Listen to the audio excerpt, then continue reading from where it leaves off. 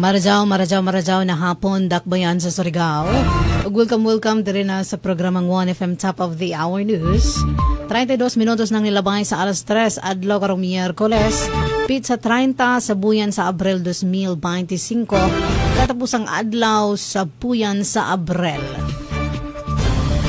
Ano yan ang headlines sa Top of the Hour News? Official ballots para sa Surigao del Norte alang sa Mayo 12, national ug local election nakaabot na dinhi sa dakbayan.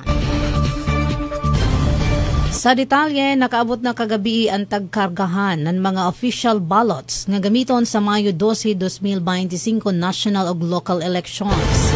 Ang container van dunay suyod nga 400,000 kapin na mga official ballots intended sa Distrito 1 ug Distrito 2 sa probensya sa Surigao del Norte.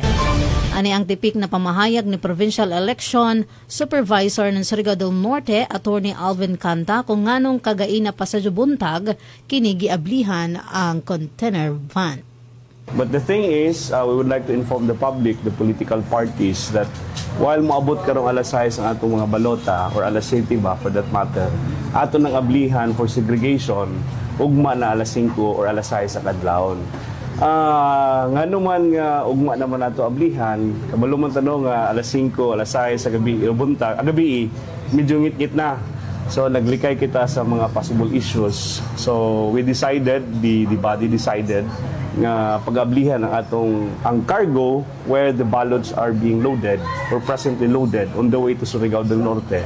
Ablihan nato ugma na alas 5 sa kadlawon. What will happen, inikabuton niya mga alas 6 atong i-standby din na sa atong ground no, na nag-designate ang atong provincial treasurer, and then it will be guarded by the PNP, the AFP, and then notified na sa atong mga political parties. And the political parties and candidates can send watchers. Pwede sila mag-send ng watchers. So, niyang gabi. The most, we're also inviting them, encouraging them to send watchers tomorrow sa segregation.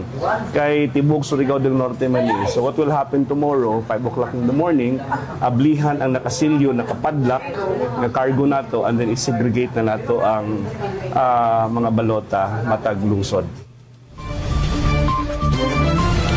Magado ang tipik nga pamahayag ni Provincial Election Supervisor ng Surigao del Norte, Attorney Alvin Canta, human nato nakuhaanan na pamahayag kagahapon nga adlaw. Sa maong pag-abli, ana ang presensya sa both parties, mga personay sa media, PNP, Philippine Army, sanan mga municipal treasurers.